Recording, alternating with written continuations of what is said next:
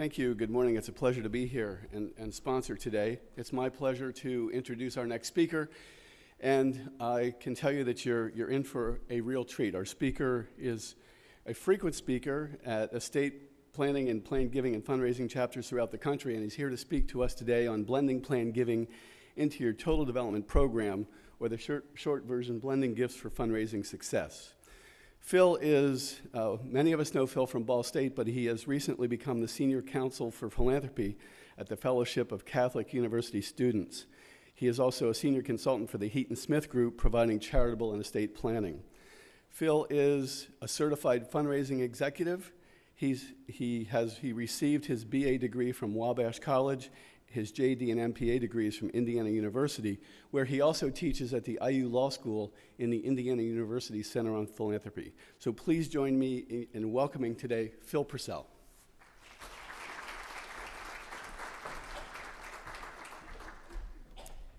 Thanks so much. I'm just delighted to be here. Bios are great, but more importantly, it's what I deliver to you in the next 59 or so minutes that's the most important thing, I realize. So I have a ton of slides. My modus operandi always when I speak is to probably have twice as much as I can really possibly get through. But you're all very bright people, and you've got these, and you can study them as well. So some slides I'm going to go through really fast, and I'm just assuming you can go back and look at them, and they're kind of, to many extent, self-explanatory. And then I'll slow down on I think the most important points. And then I'll be hanging around over lunch a little bit after, and if you have questions. So we probably won't have a lot of time to field questions as we go, but I'm happy to talk to you. And as folks who've known me over the years, I'm tickled to, if you want to email me a question or pick up the phone and call me, I'm happy to talk. And I've put my private email address up here too, so I learn as much as you from doing these kinds of things by your questions and my thinking about it as we go. So blending gifts. So by show of hands, how many of you would say you're a 100% FTE plan giving person? By show of hands. We have a total of 3, maybe? 4? Right, that's the way it is, right? How many of you would be 50% FTE plan giving? 50%. Another 5 or so out of this big room, however many we have. How many of you, other than the first 2 groups, have the words plan giving anywhere in your job description whatsoever? So a lot of you, yeah. So you're sitting there thinking, if that's the case, what do I do with this plan giving thing in my job description? Do I have any metrics around it? Do I have some performance evaluation measures? How do I make that work relative to all the other hats I have to wear in my daily life? So blending plan giving into a program is usually the way it has to spin for most organizations, because they don't have a full-time person. But even if you are a full-time or half-time person, oftentimes the challenge is, how do I work with my colleagues, work with my supervisor, our budget, our campaign to get plan giving to be the most successful program possible on behalf of our goal? So the topics I want to go through today are both at the macro blending level, I like to say, and the micro level. At the macro level, talk a bit about campaign planning, how you can blend, counting and reporting gifts, goal setting, the creative use of challenge matches, policies and procedures, and donor recognition. At the micro level, we'll end up talking about making the ask. How do we set the stage, the 5 W's of the ask, and blending proposals for individual donors? So macro being kind of programmatic blending, micro being one-on-one individual asking kind of blending. So on the macro level, campaign planning, how many of you are in a campaign, wrapping up a campaign, or planning a campaign of some sort? Now, normally I see 100% of hands go up, and we got pretty close here to that. So campaigns are a big deal for most charities. And of course, there are many different kinds of campaigns. What we often call either capital in the generic sense, we kind of throw that word out there, but in a more specific sense, capital would generally mean just buildings and equipment. Program restricted campaigns, just to raise money for a specific program you're trying to start or to enhance or add on to. Endowment campaigns, unrestricted, and combining endowment campaigns with a building capital campaign can be really helpful. Unrestricted support, of course. And for how many relatively young fundraisers do we have in the crowd today? Do we have Yeah, some of you. Yeah, I want to introduce you to it. It's like going on an archaeological dig in Utah, finding a dinosaur you never knew existed. Well, that's kind of it for you today, right now. There's this word called unrestricted gift. And believe me, donors will give you money, and they won't attach a gift restriction to it. For a lot of us, depending upon what organization you work for, finding an unrestricted gift is like finding that unusual dinosaur at a dinosaur dig. It's just crazy sometimes. Increased annual fund support, and of course long-term support, like a planned giving campaign. Has anybody here had a standalone planned giving campaign for your organization? We have 1, 2 maybe. So believe it or not, some organizations actually do that. It's just planned giving, and or the all-inclusive comprehensive campaign that include 1 or more of these, combining these up. So the idea is, regardless of what kind of campaign you have, my feeling is you go to all that time, trouble, effort, energy, budget, staffing to do a campaign, and to not include planned giving one way or another in the context of the campaign is leaving money at the table, right? If you don't consciously think about how we can weave it in one way or the other, and I get a lot of ideas in these slides, you're going to, in my opinion, leave money. It may not necessarily be now money, it could be, but definitely future money at the table.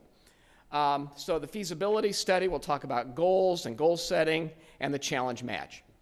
So how many of you with your campaigns had what we call feasibility studies? You're familiar with this?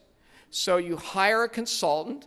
Sometimes even your own staff or volunteers might do it, although consultants might be a better way to go because you want independence in the conversation and maybe a degree of confidentiality so they can say things that maybe they wouldn't say normally to your staff or volunteers. And obviously with these feasibilities, we're trying to test our goal, we're trying to find out who might be good for major gifts, but it's quite common for these feasibility interviews and studies to happen without any conversation around planned giving. And it's fascinating. You know, I've talked with a lot of the national and regional large consulting firms in one way or another for various reasons over the years, and it's just not the way their world spins, quite usually, because they're expected to deliver cash on the barrelhead. So it's really our goal as the charity, the client, the person paying the consultant, paying for the feasibility study, to say, let's think out of the box here about how do we weave in planned giving in the campaign, and maybe how you can weave that into your feasibility interviews to identify good planned giving prospects. Not that it doesn't happen, but let's be strategic and proactive about it, realizing still that cash, you know, one thing, don't think that I'm standing up here delusional. I get it. Cash rules. We all need the cash for our goals, right? No question there. The real question is, how can we not diminish or reduce the cash we get and add on the value add of the planned gift? That's the question. And I think you can do that without diminishing the cash, and that's always kind of the rub. With regard to a comprehensive goal, of course, usually with most campaigns, especially a comprehensive campaign, you're going to derive from your strategic plan and your strategic priorities. You're going to educate your donors. This is what our board, our consultants, our volunteers have decided are the most important strategic things we need, and here are the price tags associated with those. And by the way, if you weave plan giving in, you know, these needs are not just one and done. These might be ongoing things that your plan gifts can help support. So creating the sub-goals and summation of those goals with price tags. With capital goals, we usually base a goal on the construction costs.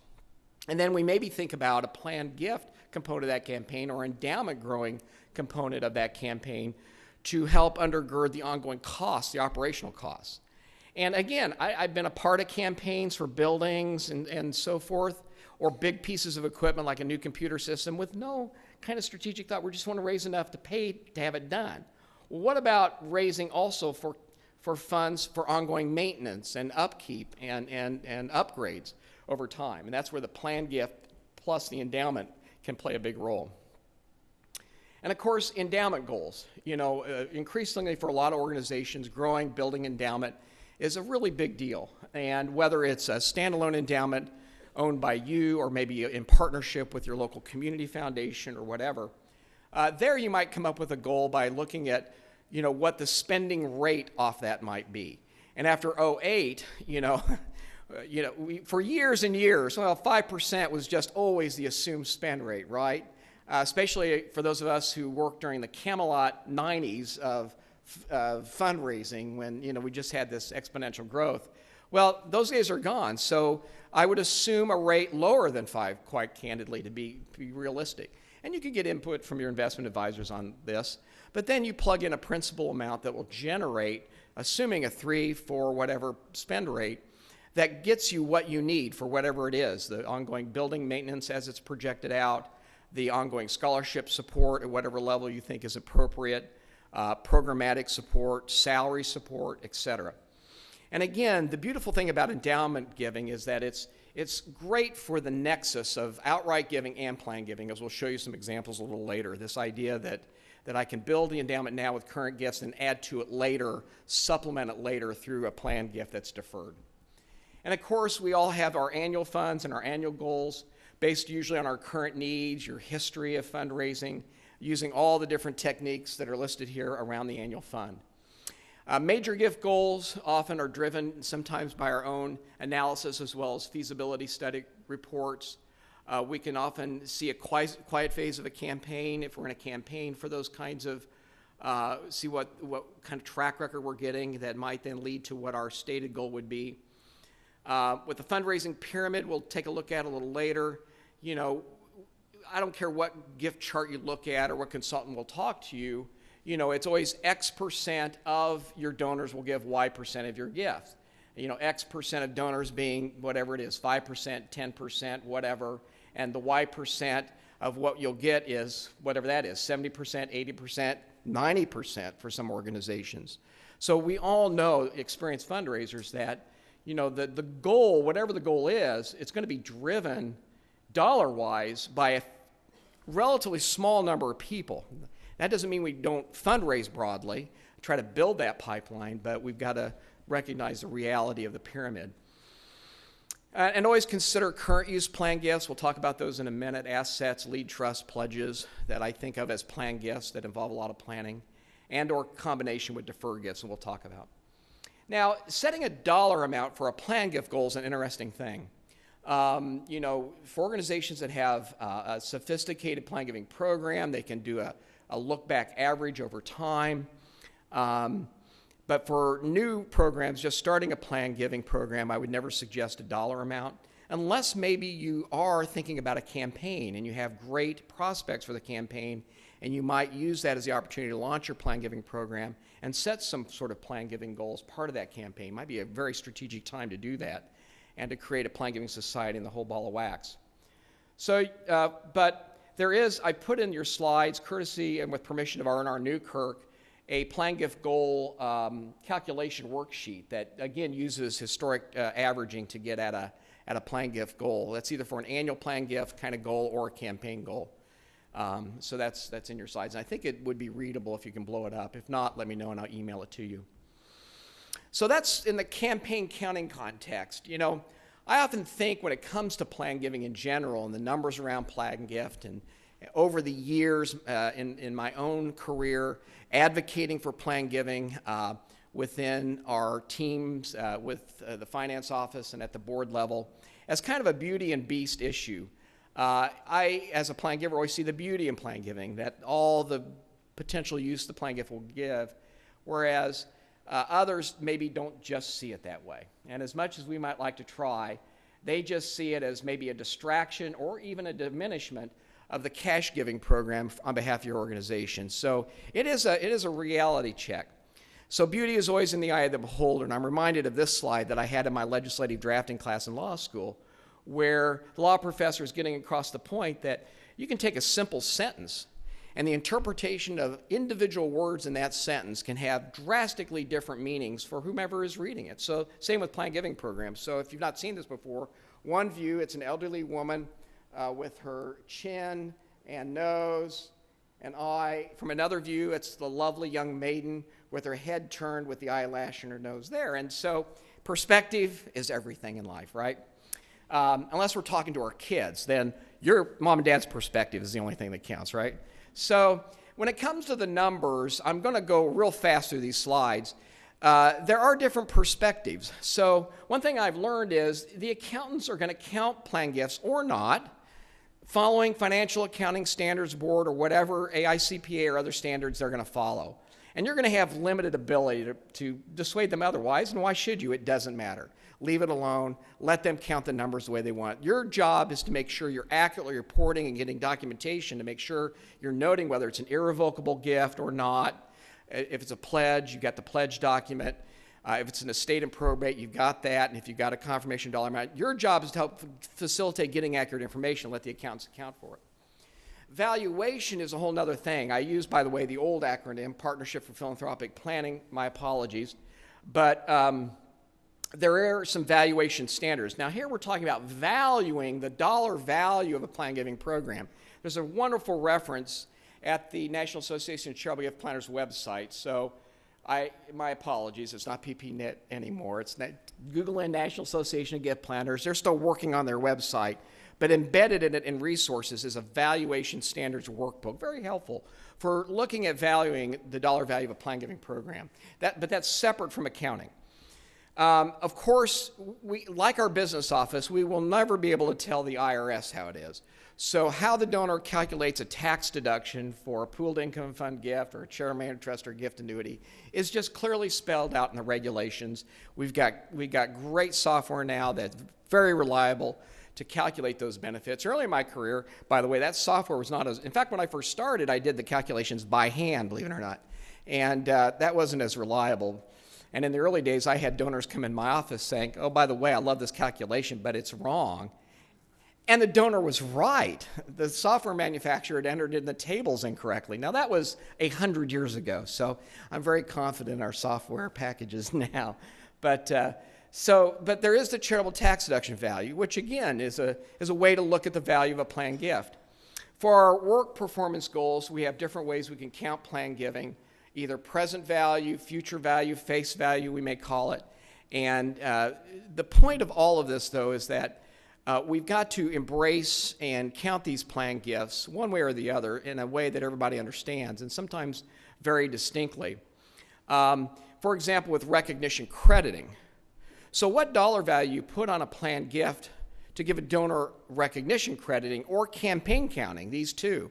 Now, these two slides, I encourage you to think about using and counting the planned gift in the same way so that the dollar amount you articulate to the donor that will count towards their personal recognition, if you in fact do that, is the same as what will count towards the campaign. Let me give you an example.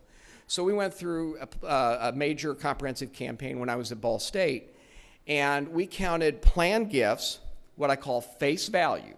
So if I die today, this is what you're going to get. That's the layman's definition of face value.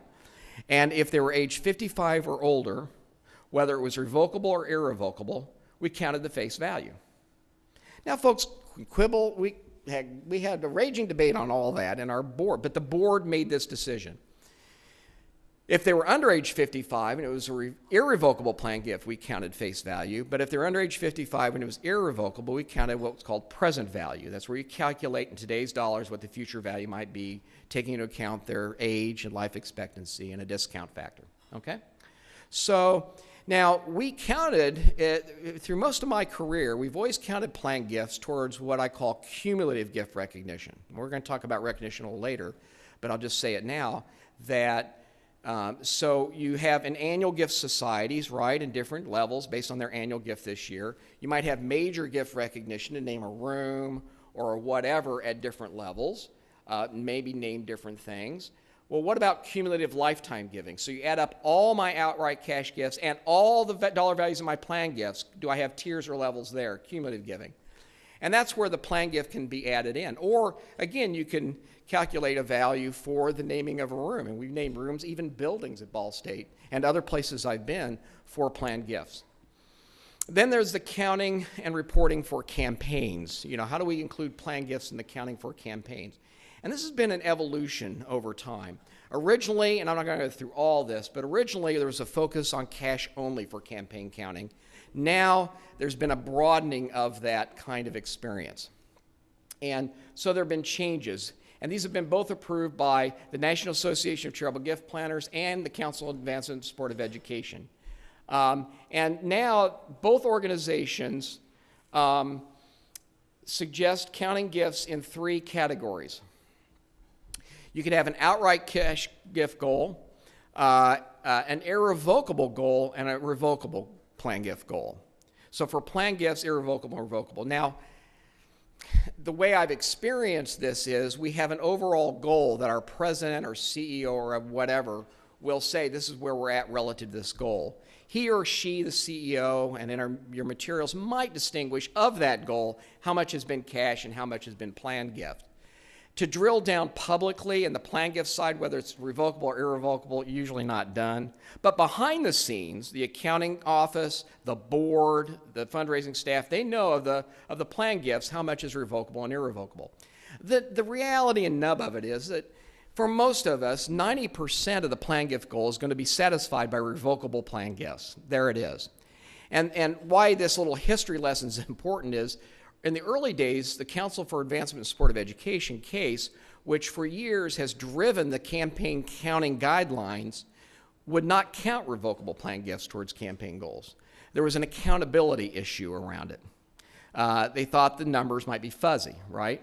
So there's rationale to that. But the National Plan Giving Group, a National Association of Charitable Gift Planners now, response to that was, well, if you're not going to count revocable plan gifts, then you're discounting the whole plan giving program. We got to find a way to count plan gifts towards goals. So the end result was, okay, have 2 separate goals, plan gift, outright gift. If you want to merge them together when you announce your overall. The point of this is you don't reduce the cash goal to account for the plan gift, right? You keep your cash goal for whatever amount of cash you need. You're not trying to diminish it at all. You're adding on the plan gift goal. In general, that's the approach I suggest. So nobody's pushing back on you that, oh, you're telling us to reduce our cash amount by the amount you're going to raise for plan gifts. No, set cash for whatever you have. Then let's add on a factor for plan gifts. So here I've got some slides on what would go on the cash gift goal setting. These are pretty self-evident: cash, marketable securities, etc. The irrevocable deferred plan gifts, the split interest gifts, life estates, death benefit insurance, etc., and then the revocable plan gifts, will bequests, of course, and trust bequests being number 1. But this is the elephant in the room, where the majority of the plan gift goal is going to come from. So it's not beauty and the beast. It's beauty and the beholder. That is, let's join hands with these and try to encourage their unified effort. The challenge match is a way to do that in a campaign. Love challenge matches. You'll have a lot of donors, especially entrepreneur business people, who love the idea of leverage. If I can use my money to double it, it's like a person at the poker table. They just love that leveraging idea. And if you've never had this experience, you need to have it because it's powerful in a campaign context. So again, why go all the trouble to have a challenge match and not in some way, shape, or form include plan gifts in the challenge? And again, not diminishing what might be done for cash and what you need for cash, but adding on a match for plan gifts. So here in a micro sort of way is an example of that, and one that I actually used in a higher ed setting. So for an outright gift pledge of $12,500, cash on the barrelhead. So our minimum at that time at this charity was $25,000 for a named endowment fund, whether it be a scholarship or whatever. So you give us $12,500 cash, pledge it out however many years, plus from your estate, a plan gift of $25,000. We'll take out of unrestricted or from the challenge money, whether that challenge money is coming from a donor, a group of donors, the board of directors. How about that? Your board offering up the challenge match, or your unrestricted fund. And I know we got all sorts of unrestricted money sitting around to do that with. To put, and that's a pretty robust, generous pledge amount. But that's an example. You see where I'm going. You don't have to do 100% of the cash pledge to work it in, but you're matching it based on the combined commitment of cash and planned gift. That's the point. You can tinker with the numbers and the construct any way you like, but that's the idea. And here our goal was to raise money for endowment, by the way, and to weave in planned gifts for that. So another way at the macro level are policies and procedures. Not going to go into a lot of detail on that, but I've done a lot of policies and procedures writing over the years, and how we weave in this counting of plan gifts towards the campaign, kind of the things I've talked to you about, how we weave it into counting and reporting, and gift acceptance, very, very important, and donor recognition we'll talk about. So one way to blend donor recognition is have, of course, all of their different kinds of societies, and everybody does this, maybe in some ways similar, some ways different. But one thing I like to distinguish about plan gift recognition that's a little different from the way I've approached it than annual giving is usually for cash gifts, whether it's your annual gift or a major gift of some sort, we're going to automatically put you in that society unless you opt out, right? And we might even say that on our website or something, or have an opt-out box. And it's rare that donors, but sometimes donors want to be anonymous and they want to opt out. Okay, fine. But we're going to kind of assume you're in. You got to tell us, I'm going to opt out, or you'll find out in the conversation. Whereas my approach to plan gift recognition historically has been, we're not going to automatically put you on the list. You've got to affirmatively tell us that you want to be in the society. A subtle, but I think important distinction. One subtle aspect to it, as at least I like to think about it, I'm not sure, maybe I'm being overly clever about it, but one thing when I'm doing that, I'm trying to communicate to the donor, I'm not going to reveal your confidences unless you say so. And through my career, for some people, the plan giving is a real big deal. And the dollar amount of it, I'm not going to reveal. Whether you even have it or not, I'm not going to reveal it unless you give me permission to do it. And then you might have an actual form, some sort of one-page form where they give their consent to that. So a lot of people with plan giving that are new to it say, well, how do I get people to tell me a dollar amount around a plan gift? I said, well, one way to do it is have this form for your Plan Gift Recognition Society and say on it, here's my name, here's how I give you permission to include me in the society, here's how I want you to spell my name, nickname, wife's name, maybe in honor of my parents' names, whatever. And you on the form saying, oh, by the way, if you would reveal to us the dollar amount of your planned gift on this form, we will count it towards our cumulative recognition societies. That's a heads up to them that there is this other thing if you have it. Plus, it's also helpful for our long-range planning to be aware of these gift commitments over the long haul. And then you put in there a space for them to put the dollar amount. And then you have them identify what kind of plan gift is it. Is it a revocable trust, a will, a CRT designation? What is it? So you could have check the boxes of the different kinds of plan gifts, have them sign it, and give it to you. But at the top, you say confidential society acceptance form. So they are affirmatively telling you it's okay. So here is a slide that talks about the cumulative recognition that I've been mentioning with the face value age as an example. And you can slice and dice the age or the present future value, however you'd like to do that. And again, all sorts of ways to add in plan gift recognition alongside your annual gift recognition on your lists, your plaques, your websites, coordinated recognition at society events. But make a point to recognize those plan gift donors at those events. Now, you might have separate plan gift luncheons and that sort of thing. And at those separate plan gift luncheons, it's a different crowd in my experience. The plan gift crowd is my kind of crowd. They tend to be maybe a little more quiet, not as maybe desirous on average of recognition. And you think about it a minute, they went to a lot of trouble to plan a gift. They are totally bought in. These are some of the most thoughtful, committed people to your organization. So at spatial plan giving events, it's not maybe an event about them with their big name and picture in lights, which is a good thing to do at maybe, cumulative recognition events. But how about an event that's about your organization, about how their plan gifts is going to move the mission forward, and here's our current goals, here's what the future looks like, bringing them into the table or into the fold, so to speak, with insider information that makes them feel important on an ongoing basis.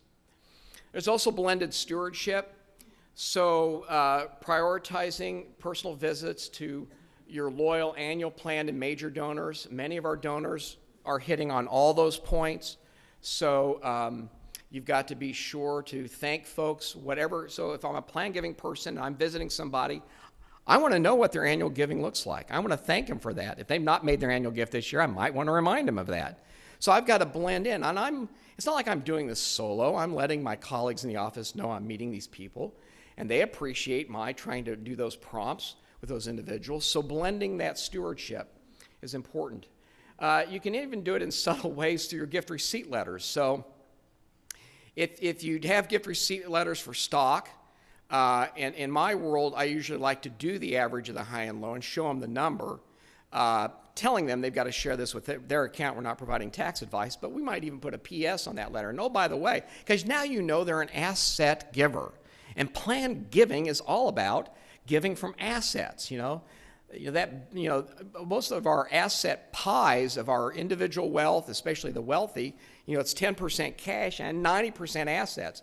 People who give stock, they're giving you assets. So these are real big planned giving prospects. So why not weave in an option? Oh, by the way, you can give stock to a chair maintenance trust or a gift annuity and get retirement income and save capital gains tax too. So putting in prompts for planned gifts, even in your gift receipt letters. Oh, you're getting these IRA rollovers. Well, I should be, if you're not sending some sort of receipt letter to the IRA rollover donors, you ought to do it.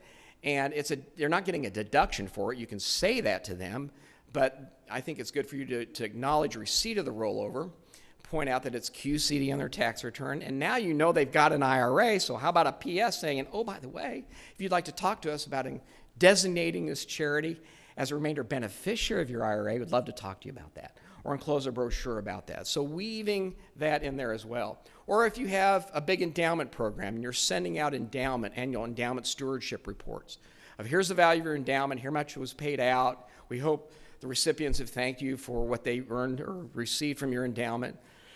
And oh, by the way, if you'd like to talk to us about a planned gift to supplement your endowment over time, please, we'd love to do that. Because your planned gift will provide the hedge against inflation. As I tell my children, one of the great evils, Satan's of the world, is inflation. And folks who set up endowments, and once they pass, likely not many other people are going to give to that endowment.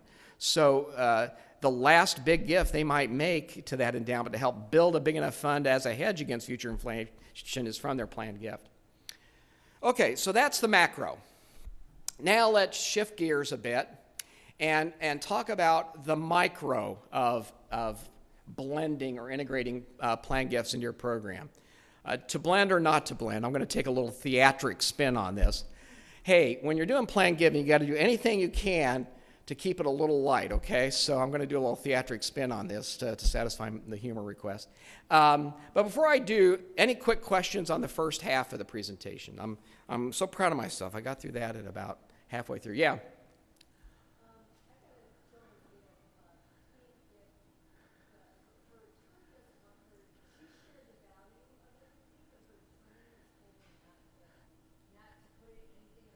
Right. Typical attorney.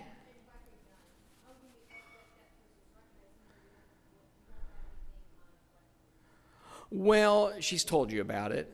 She's disclaimed she wants to be anonymous. She don't want to be in the society, right? I mean, you could put her in the society and not divulge a dollar amount. I mean, that's what I would try to leverage is would you let us put your name on the list? Look, most of these are revocable, and the point of the recognition is what? To say thank you. Our parents taught us to be respectful and to say thank you, but it's also to try to lock down a revocable commitment and make it as irrevocable in their heart, soul, and mind as possible. So I would try to get him or her to let you name them, but keep the dollar amount out of it. That's what I would do. Yeah. So to ask or not to ask, that is the question. So we have lots of challenges, and we can talk about the challenges all day. Let's push past that. So blending is a wonderful opportunity. Our needs increase and continue, and as I said before, if you leave planned gifts out of the equation, you're leaving money at the table. But is it an impossible dream to blend? So what we want to do is talk about producing the success in this, setting the stage, preparing the script, effective rehearsals, excellent elocution. And my mom, when she was a little girl, took elocution lessons. That used to be a thing, like violin. It was like learning how to speak and then doing performances, like rehearsal from play, really very interesting, and dealing with critical reviews. Okay, so setting the stage. So we're talking about the power of the pyramid, right? And there are secrets to that pyramid. We know the donor fundraising pyramid, right? At the base of the pyramid, we're reaching out into the world and drawing in first-time gifts. Then we try as best we can to get folks to repeat or increase those gifts. From that pool of increasing loyal donors, hopefully come major gifts. Not always. Sometimes folks come into our pyramid from outside the pyramid with major gifts. And then at the top, planned gifts. And the secrets, of course, are what happens to the number of donors as we move up the pyramid. They go way down. I mean, dramatically so, right? So to a point where literally at the top of the pyramid in planned giving, just a very small number of donors. And the average gift size, though, goes way up. So at Ball State, when I was there, we had 150,000 alumni. I was there with a 40-year planned giving program. And we had about 600 documented planned gift donors. And that was with a lot of effort over a long period of time, still living now. But the dollar value of those planned gifts amounted to $100 million. So you calculate the average gift size there. And I would contend to you that that's a fairly typical approach across organizations. The ratio may be a little different, but generally that's what we're looking at. Small number of donors at the top, but large gift size. And what's the nature of the relationship? Is it much more personal with a planned gift? Now, how many of you have gotten that planned gift from Mary, but you didn't know who she was? You got the probate notice. It says Mary. I didn't know Mary. You take it down the hall, ask your colleagues, your board, anybody know Mary? And nobody knew her. So it's like, was there a relationship or not? Well, we like to say people give to people, and it's that personal relationship. And yes, that's so true. But so many of us who have been in planned giving a while realize that we have the Marys of the world. They are bonded to your mission. They are bonded to your program. You did something, said something, showed them something that really made a huge difference to them. So very personal relationship, even if it's not a person-to-person, it's a person-to-mission. Keep that in mind, because marketing now is important. So with marketing planned gifts, again, a much more personal process. You know, our annual fund, we do mass marketing, mass appeals.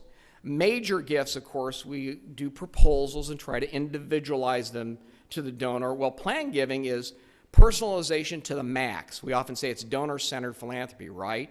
Because now we're not just asking them for a specific gift, but it's a gift driven by our needs. The major gift proposal tells them what we need.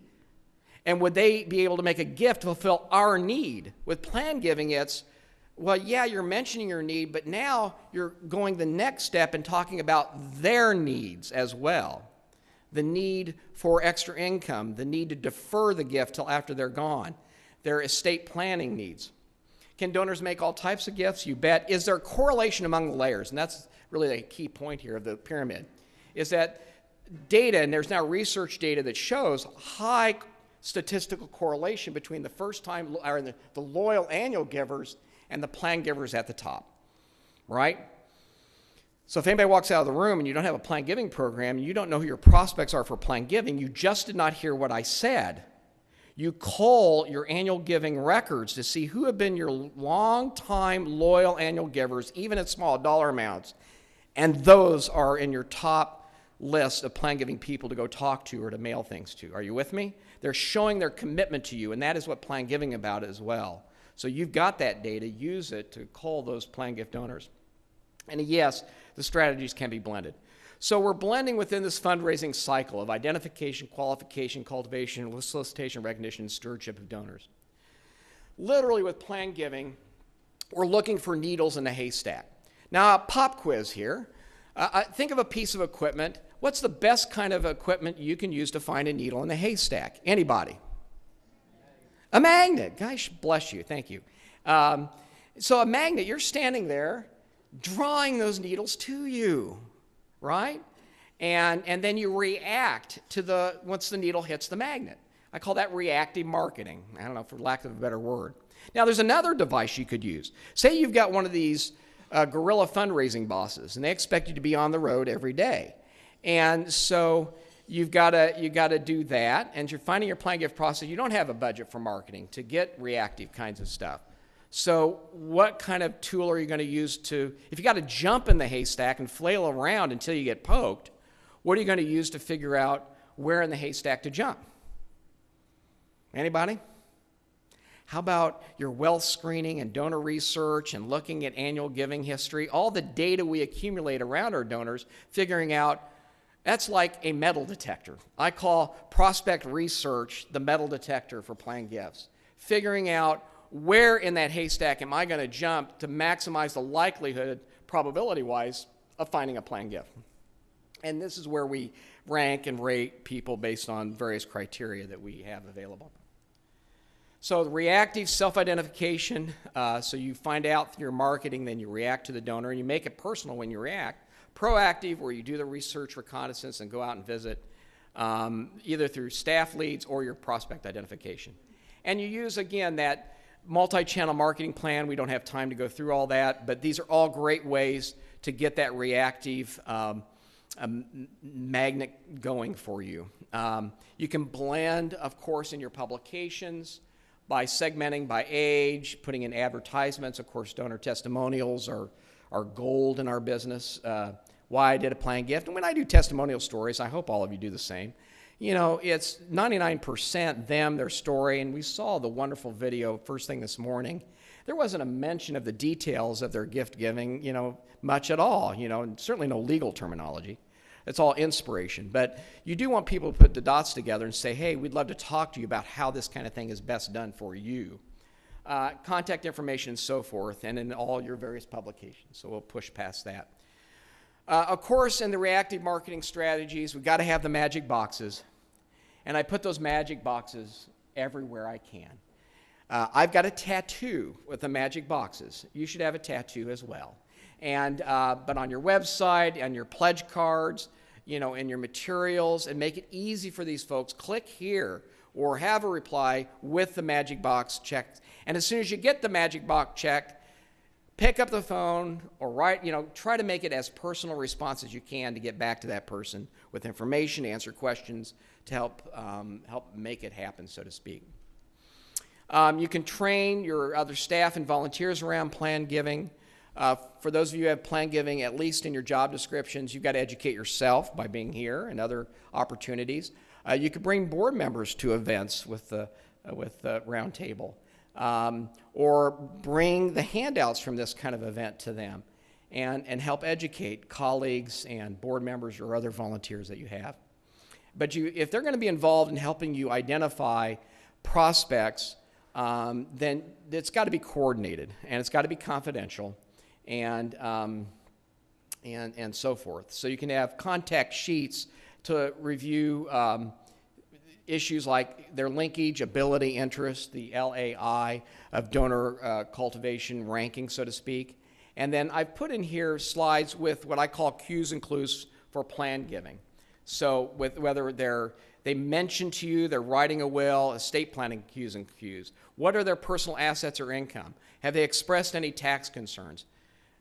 Personal information, single, no kids. Well, let me repeat.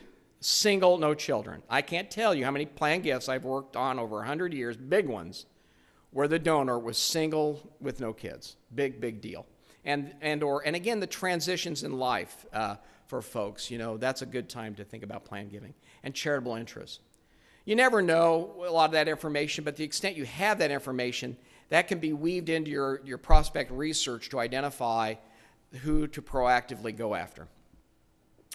So now let's shift gears. We've got 15 minutes left on the who, what, when, where, and why of asking for planned gifts. So who's the best person to ask for a gift? Who's the best person? Who's the best? Who? Repeat donor, somebody who can tell the story. Yeah, what I like to say is someone that the donor prospect has the hardest time saying no to. And that's not always easy to find. Some might say, well, you know, if a board member is a friend of this person, we ought to send that board member. Well, that might good, that may not be good. That board member may be too soft, may not push it enough. It's easier maybe for the friend to say no to the board member than to somebody else. Somebody who has leverage, moral suasion, leadership capacity. You know, they've done a gift and can tell their story. So, some board members, I don't want them in the next county where a gift is being asked, The reality is with our boards of directors, you're only going to have a handful, usually, likely, who are going to be any good at this or even want to do it at all. So don't over-expect what your board's going to do for you in this regard. Now, they all can help one way or another. They should have job descriptions that they're going to help with fundraising one way or the other. They're all going to make a gift. They're all going to make a planned gift. How about them apples? And they're going to either help ask if they're inclined and good and able to do that, or they're going to give you names, or they're going to say thank you. A lot of board members may be terrible at. I worked for a college president for 10 years. He was horrible. Didn't want to ask. Wouldn't ask. Just wouldn't do it. But he was the best thanker in the world, and he was smart as heck, and everybody respected him. So he'd sign letters asking, but he just wouldn't go do it. So you just work around what you got. Is your board on board? Show me the Jerry Maguire. You've seen Jerry Maguire? And, there was the moment in Jerry Maguire when his client figured out how to get what he wanted. He wanted Jerry to show him the money, right? Our boards want us to show him the money, right? And what did Jerry say to the Cuba Gooding Jr. character to get him to turn around his thinking? Help me help you. And Jerry, it was in the men's bathroom, and Jerry was having a nervous breakdown, if you remember the movie. So what I'm suggesting to you is have a nervous breakdown in the restroom with your board and tell them to help you. Help me help you. But the point is that your board can do a lot of things. They can identify, cultivate, they can be on committees, they can approve a budget that gives you money to do these things, and they can help set reasonable goals, not pie-in-the-sky goals, but goals that make sense relative to the data you have, your history you have, your peer benchmarking, and they should also make personal gifts. So how much you ask for, the what in the ask, too much or too little. This is always a very difficult, sensitive kind of thing to do, and we're going to talk a little more about that in just a minute. So in blending, we get sometimes hung up on semantics. Is it a planned gift we're asking for, a major gift? Well, a lot of donors, a big planned gift, it's deferred. They think of it as a major gift. Not all planned gifts are deferred. Some represent cash now, like endowments, lead trusts, IRA rollovers, those kind of planned type gifts. So we got to be careful with our semantics. We can have inside the shop semantics, but be careful maybe how you use these labels when you're talking to donors so they don't get confused a bit. There are the planned gifts that help now. Here's a list of them. Cash on the barrelhead type planned gifts. Planned gifts that help later, the deferred type planned gifts. This is the way I choose to look at them. And planned gifts that pay donors income or other loved ones and then help you later. So the idea is to blend these kinds of gifts. And here's some data that I've already talked to you about. So you'll get pushback sometimes. So you're in a campaign, the major gift staff has to meet their metrics. And they'll say, well, we don't want to weave the planned gift in. It's too confusing. It diminishes the current gift. It might delay it. They look at the plan, the cash gift as an either-or scenario. My responses to all that are, no, you can do it in a simple sort of way. Planned gifts rarely come from current income, so they're not likely going to diminish what they can pledge to you in cash if we've adequately convinced them of what we need in cash. You can have a pledge letter that can easily account for this. One thing that I've always done is in a campaign, they can say in the pledge letter, I pledge X cash, X amount for Y years, total amount of Z, and I'm going to pledge X amount perhaps from my will or deferred gift. And then it's done, all in one pledge letter. Then And in the letter it can say, and I will ultimately get to whomever the right person is a copy of my planned gift documentation. So they can strike while the iron's hot. Get them to sign the pledge saying they're going to do the planned gift, and then you, the planned giving officer, follow up to get them to follow through on the commitment. You see, if they say, well, I got to talk to my lawyer, I got to talk to my lawyer put off a gabillion times till I figured out, well, I want to get in writing that they're going to do the planned gift, and then it's a marathon, not a sprint. I'll keep working with them until we get that documentation in hand. So I think of it as an and, not an either-or scenario. So with proposals, we can have single ask for an annual fund gift, what I call the double ask for the annual or multi-year pledge for the annual, plus a major gift. Because when we have campaigns especially, we don't want to lose their ongoing annual support. What we hope is through efforts that their annual gift amount that's loyally given will actually maybe ramp up. The triple ask, the annual gift, the major gift, plus a planned gift with documentation, or the quadruple ask, where you've got the annual gift, major gift, and then a revocable and irrevocable planned gift. And do you do a quadruple ask all at the same time? Well, no, of course not necessarily. This is where the art of our profession enters in. We've got to assess the donor and what is possible, and maybe this kind of quadruple ask isn't all done at once. You layer it in over time depending upon the circumstances and the needs. I'll give you some examples here. So a person does a major gift pledge for a building, equipment purchase, or establish an endowment. And then the planned gift is, if it's a big pledge, what are we worried about? What if Bob passes during the pendency of his pledge? Will it be fulfilled by the surviving family? A way to just nail that is, Bob, we love this. We're going to count on it to help build this building or buy this equipment. But would you consider putting a provision in your will that says, if you should happen to pass, while this pledge is being paid, that the balance will be paid from your estate? And that'll just clear it up, because the whole point of estate planning is to cross all the T's, all the I's, so the family is not left with confusion down the road. Now, you wouldn't do this with every pledge. I'm suggesting this for those big ones that really matter, especially if there's going to be a naming opportunity on the table. Another example is the IRA rollover to fulfill a pledge. Now, you can't fulfill pledges from donor advised funds. We know that mantra, right? But we can fulfill pledges from charitable rollovers. Well, now that you know that they've got an IRA, how about a beneficiary designation of that retirement plan residual? Or you could use the IRA rollover to pay the premium on a donated life insurance contract. And again, maybe the designation for the rollover and the planned gift all is for a named endowment or some other purpose that they love. Another example is folks, especially if they've had a gift annuity or a charitable trust for some years with you or on your behalf, and they've been getting income from this. I've had many donors say, I've been getting this income. I'm going to consider my donation to you from the income I'm receiving from you. And sometimes they get to the point where they say, hey, I'm just going to terminate all or a percentage of my CRT, and I'm going to accelerate your remainder interest. So these conversations can lead to creative uses of pre-existing life income plan gifts. Lots of opportunities for blending with endowments. So these are just some words of art. These aren't legal terms, but a virtual endowment where a donor pledges annual gifts that would cover the annual amount that would have been expected from an endowment if they had created one, assuming a 3 or 5% rate or whatever. But then through a planned gift deferred at their death, then you're going to get the big whopping principal that will replace what they had been paying and pledging while they were alive. The philanthropic mortgage, where the donor's annual gift commitment covers the endowment program, but a little bit of that annual gift every time is now being plowed into the endowment to grow that over time and maybe overtake it and replace the annual gift. And then the step-up gift, where the donor establishes a gift at a starting level, then adds with a planned gift later. Fifth example, a donor gives a percentage of lead trust payments or from a DAF for annual support, not a pledge. Got to be sure that's clear.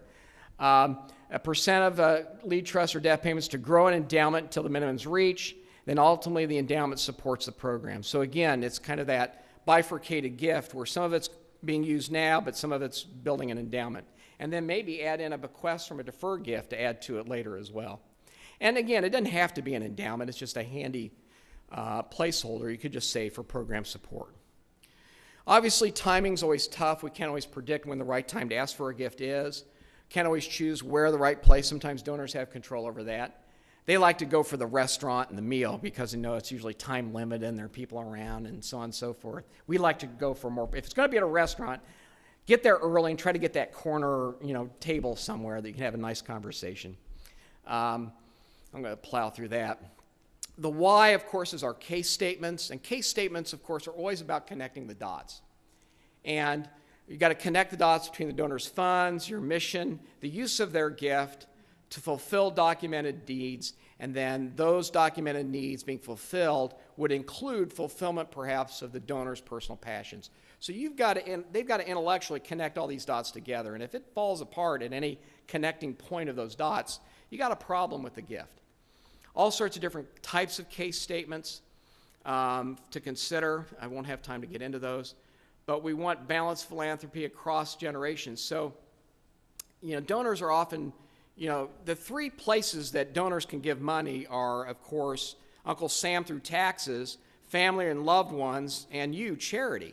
Well, you've already beat out Uncle Sam in taxes, so you got to balance the donor's interest with family, loved ones, with you. And lots of motivations for that ultimate payback to the donor, kind of that ultimate Maslow's hierarchy of need fulfillment. So let's go right to the how. We'll wrap up. You got to practice. Here's a format for a blended proposal: a cover letter from a key contact, board members, CEO, maybe you, but likely maybe not you, with a statement of case and whatever the proposed support's going to be. Pick your poison or whatever in that proposal. A plan gift proposal. Let's say you do a cash gift proposal. They do it. They say yes, but you think a plan gift could also be in the offing. So you can have a plan gift proposal. And what I like to do is a cover letter and include 2 or 3 plans. I may not know whether it's going to be a will bequest or a gift annuity. So I'll put 2 or 3 options in there, and I'll divide it maybe in a binder and I'll go from the general to specific. I like to start out at 10,000 feet in my descriptions and then go down to ground level. So at 10,000 feet with a bequest proposal, it would be maybe a 1-page, here's a bequest, how it works, benefits for you, just bullet points. And then ground level, turn the page, I've got sample bequest language of different type. Unrestricted bequest, restricted for a purpose, restricted for an endowment. So at a gift annuity proposal, it would be at 10,000 feet, a 1-page, here's how it works, benefits for you, bullet points, turn the page. Well, here's a summary of a gift annuity calculation, not the whole full-blown mathematical formula, but summaries of the deduction, the this, the that. Turn a page. Then maybe a sample gift annuity contract to kind of show them how easy it is to do it. So the point is, I'm at the quick and ready with proposals like this. I don't delay a whole long time, and I'm not nervous to put more detailed information in front of people to get them thinking about it, because I've had people, they put this aside, then a year later, in spite of my calls in between them, they're finally ready to talk about it. So don't be bashful about putting these kinds of things together and getting them in front, along with brochures and other materials you might get from vendors like Pantera. We've talked about the pledge format earlier, and so here's an example or a slide that talks about that. So you've got to rehearse your ask, I would say. A lot of us get to the point we don't need much rehearsal anymore, but if you're working with a volunteer or young staff, you may want to obviously do that. And I've got some tips. I'm not going to go into detail on these tips.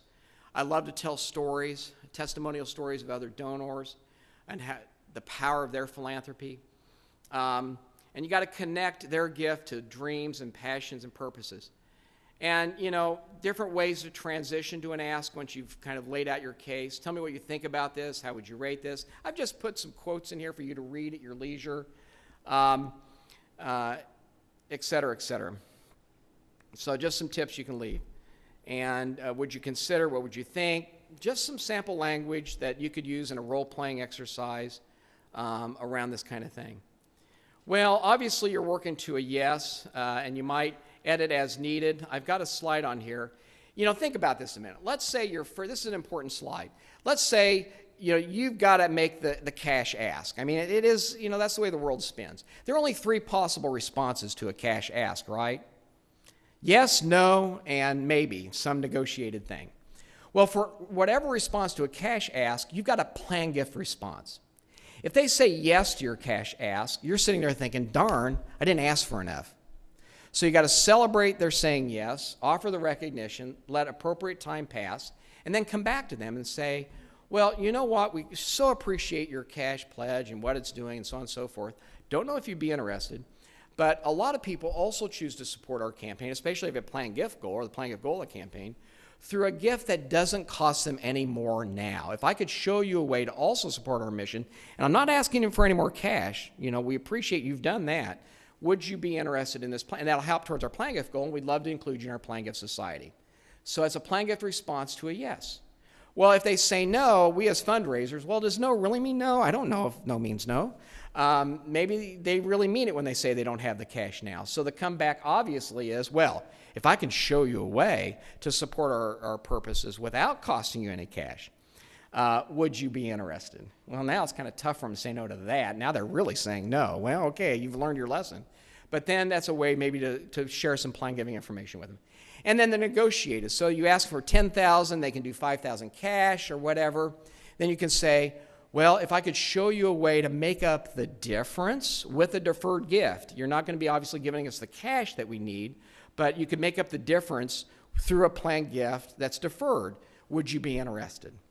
So no matter what kind of ask you make for cash, you got a planned gift response. All sorts of asks and responses here. I don't think I have enough income to make a major gift. Response, if I can show you how to plan gifts involving assets through your estate plan, would you consider? But I want to retain assets for my heir. If I can show you how you can conserve more for your heirs, would you consider? All of this implies knowledge around the plan gift techniques that can actually do this. But I need income for my retirement. If I can show you how to convert assets for retirement income and still support our organization, would you consider? So these are all implying the different plan gift techniques that would fill the bill, like a gift annuity, a CRT, a bequest, or whatever. But taxes already erode too much of what I have. If I can show you how to save taxes and maximize the value, would you consider? So it's impossible. So the question is, as you depart and eat your wonderful Italian lunch, is it to blend or not to blend? That is the question. I assure you that if you decide to blend, you will have a very happy ending to your fundraising careers and receive a standing ovation from your board, your CEO, and other staff. Thank you for your time and attention.